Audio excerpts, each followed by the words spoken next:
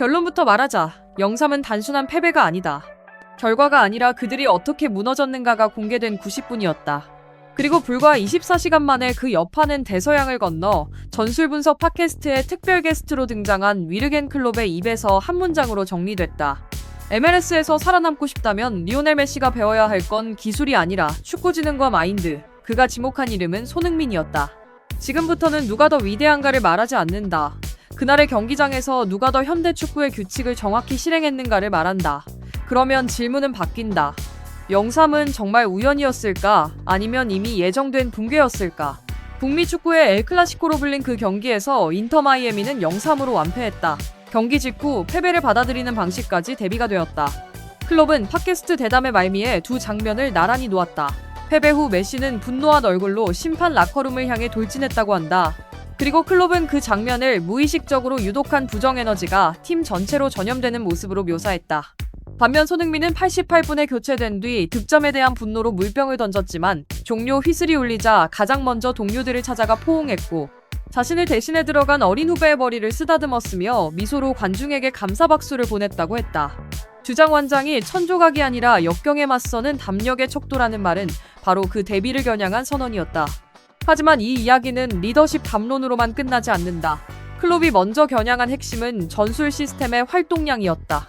그는 메시의 걷는 습관이 가진 역설을 꺼냈다. 많은 팬과 언론이 메시가 걸으며 공간을 스캔하고 사각지대를 찾는 것을 천재의 특권으로 찬양한다. 클롭도 동의한다. 그건 천재 특권이라고 했다. 그런데 곧바로 다음 문장이 칼날처럼 들어온다. 최고 수준의 현대 축구는 물리적으로 잔인한 기계이며 에너지 보존의 법칙은 단순하다고. 한 선수가 걸으면 나머지 10명이 그가 남긴 공간을 메우기 위해 죽어라 뛰어야 한다. 그 원리가 그날 0-3의 내부를 설명한다. 클롭은 인터 마이애미 중원이 완전히 박살난 이유가 패스를 못해서가 아니라고 했다. 수비 상황에서 항상 수정 열쇠를 안고 뛰어야 했기 때문이라고. 메시가 걷고 수아레스가 느렸고 결국 팀 밸런스가 무너졌다는 진술은 감정이 아니라 구조다. 이건 넷플릭스에서 한 인물만 주인공으로 밀어붙이다가 조연들이 화면 밖에서 쓰러지는 시즌의 결말처럼 보일 수도 있다. 하지만 그 경기장에서 벌어진 건 설정이 아니라 체력과 공수전환이 지배하는 MLS의 현실이었다. 그리고 클롭은 데뷔를 위해 반대편 진영을 보라고 했다. 손흥민, 등번호 7번의 핵심 공격수. 그런데 LAFC가 파이널 서드에서 공을 잃는 순간 손흥민은 미친 듯이 달려들어 압박했다고 한다. 심지어 전문 수비형 미드필더처럼 깊숙이 내려와 태클까지 걸었다. 여기서 중요한 건 열심히 뛴다는 도덕 교과서가 아니다. 클롭이 말한 건 에너지의 방향이다. 공격수의 체력이 팀 전체를 깨우는 강력한 에너지가 될 수 있다는 것. 기다리는 마법과 진흙탕으로 뛰어드는 마법. 잔혹한 경계에서는 바로 거기 있었다. 이제 다음 질문이 남는다. 활동량의 차이는 왜 패배로 이어졌는가? 클롭은 여기서 시스템 의존도를 건드린다. 그는 메시를 선수가 아니라 시스템이라고 평가했다. 레오를 영입하면 팀을 허물고 다시 지어야 하며 대신 뛰어주고 공을 몰아줄 위성 같은 선수들로 팀을 구성해야 한다고 했다. 치명적인 약점은 무엇인가? 조직력이 뛰어난 상대가 그 위성들을 봉쇄하고 패스기를 끊으면 메시는 즉시 고립되고 공에 굶주하며 짜증을 내기 시작한다고. 이 순간부터 0-3은 스코어가 아니라 설계도가 흔들리는 소리다. 그리고 바로 그 지점에서 클롭은 LAFC 주장 손흥민의 전술적 유연성을 꺼내들었다. 그는 손흥민이 커리어 황혼기에 접어든 메시보다 더 넓은 범위의 역할 수행을 보여주고 있다고 단언했다. 메시가 하나의 시스템이라면 손흥민은 시스템 속 톱니바퀴라고. 차이는 단순하다. 전자는 팀이 자신에게 적응하길 요구하고 후자는 자신이 팀에 맞춰 진화한다. 이 대비는 철학의 문제가 아니라 그날 경기의 구조를 설명하는 열쇠였다. 클롭은 말했다. 메시를 영입하면 팀을 허물고 다시 지어야 한다. 그를 위해 대신 뛰어줄 선수들, 공을 몰아줄 위성 같은 자원들로 재편해야 한다. 그러나 조직력이 뛰어난 상대가 그 위성들을 봉쇄하고 패스기를 차단하면 메시 본인은 즉시 고립된다고. 그리고 공에 굶주리며 무력감 속에 짜증을 내기 시작한다고. 여기서 0-3의 윤곽이 더 선명해진다. 한 명의 천재를 중심으로 설계된 구조가 봉쇄되는 순간 전체가 흔들린다. 마치 한 축이 멈추자 연쇄적으로 쓰러지는 도미노처럼. 반면 손흥민은 팀이 자신을 섬기도록 강요하지 않았다고 클롭은 강조했다. 오히려 스스로를 깎고 다듬어 LAFC라는 기계가 원활하게 돌아가도록 어느 위치에든 맞춰 들어가는 존재가 되었다고. 팀이 밀리고 빠른 역습이 필요할 때 그는 50m를 질주한다. 중원이 막히면 센터 서클까지 내려와 플레이메이커 역할을 맡아 템포를 조율한다. 같은 90분 안에서 같은 공격수라는 포지션으로 전혀 다른 방식의 생존 전략이 실행된 것이다. 이 대비는 전반 37분 장면에서 구체화된다.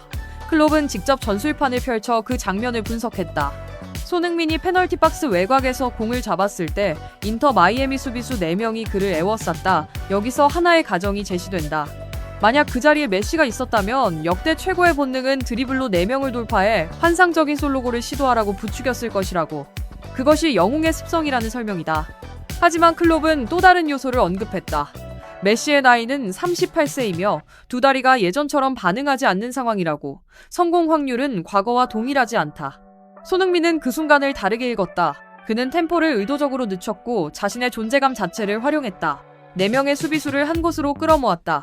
그리고 자신의 이름이 전광판 득점자 명단에 오르지 않는 것을 감수하며 빈 공간으로 침투한 다비드 마르티네즈에게 패스를 내줬다. 결과는 어시스트였다. 전반 37분. 숫자는 단순하지만 선택은 구조를 드러낸다. 클롭은 이를 개인적 에고를 거부한 사례로 설명했다.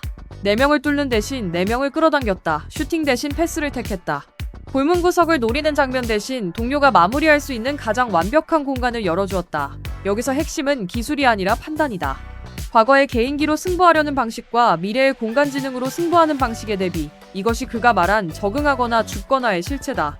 전술 분석은 여기서 멈추지 않는다. 클롭은 활동량과 유연성 그리고 희생의 선택을 하나의 흐름으로 묶는다. 손흥민은 파이널 서드에서 공을 잃으면 즉시 압박했고 수비형 미드필더처럼 내려와 태클까지 수행했다. 동시에 전반 37분에는 4명을 끌어당겨 어시스트를 기록했다. 공격수의 역할과 수비의 책임, 그리고 플레이메이커의 판단이 한 경기 안에서 교차했다. 이것은 단순한 열정이 아니라 다층적 역할 수행이다. 그리고 다시 0-3으로 돌아온다. 클롭은 인터 마이애미의 패배를 단순 사고가 아니라 현대 축구에서의 필연적 도태 과정으로 묘사했다. 한 개인 중심의 보수적 사고방식과 유연하고 집단적인 축구 철학 사이의 전쟁이었다고. 이 문장은 과장처럼 들릴 수 있다. 하지만 전반 37분, 50m 질주, 88분 교체, 그리고 경기 후에 상반된 태도까지 이어지는 일련의 장면들은 그가 왜 그렇게 말했는지를 설명한다. 이제 마지막 질문이 남는다. 이것은 단지 한 경기의 해석인가? 아니면 리그 전체를 향한 경고장인가? 클롭의 발언에 게리 네빌과 조나단 윌슨이 힘을 실으며 논쟁은 확장되었다. 축구는 변했다는 말, 그리고 에고와 적응의 차이라는 진단. 그럼에도 불구하고 최종 판결은 아직 내려지지 않았다. 0-3은 끝이 아니라 신호일 수 있다. 과연 이 신호를 읽는 쪽은 누구인가? 팟캐스트 대담의 파장은 곧바로 확산됐다. 게리 네빌은 클롭의 발언이 과장이 아니라고 말했다. 축구는 변했고 LAFC처럼 공수전환이 기계처럼 빠른 팀을 상대로 그저 걸어다니며 공만 기다리는 선수를 둘 수 없다고 했다. 그는 손흥민을 현대 공격수의 원형으로 규정했다. 빠르고 사고가 날카로우며 수비를 위해 기꺼이 피 흘릴 준비가 되어 있는 선수라고. 이 평가는 감정이 아니라 방향을 제시한다. 속도와 전환 그리고 헌신이 기준이라는 선언이다. 조나단 윌슨 역시 같은 맥락에서 차이를 설명했다. 그는 그 차이를 에고에서 찾았다. 메시는 생태계가 자신에게 맞춰지길 요구하는 유형이고 손흥민은 스스로 생태계를 창조해내는 유형이라고 했다. 표현은 다르지만 결론은 유사하다. 한쪽은 중심으로 고정된 구조, 다른 한쪽은 상황에 따라 변형되는 구조. 그리고 0-3은 그 두 구조가 맞붙었을 때 벌어진 결과였다. 여기서 다시 처음으로 돌아간다. 인터 마이애미의 중원은 완전히 박살났다고 클롭은 말했다. 패스를 못해서가 아니라 수비 상황에서 항상 추가적인 부담을 안고 뛰어야 했기 때문이라고. 메시가 걷고 수아레스가 느렸으며 그 공백을 메우기 위해 다른 선수들이 과도한 에너지를 소모했다는 진술. 에너지 보존의 법칙은 단순하다. 한 명이 비워두면 누군가는 그 공간을 채워야 한다. 문제는 그 부담이 누적될 때다. 90분은 길고 상대는 조직적이며 스코어보드는 냉정하다. 반대편에서는 다른 흐름이 전개됐다. 손흥민은 파이널 서드에서 공을 잃는 순간 즉시 압박했고 수비형 미드필더처럼 내려와 태클을 시도했다. 필요할 때는 50m를 질주했고 중원이 막히면 센터 서클까지 내려와 플레이메이커 역할을 수행했다. 그리고 전반 37분 4명의 수비수를 끌어당겨 다비드 마르티네즈에게 어시스트를 기록했다. 4명을 제치는 대신 4명을 모았다.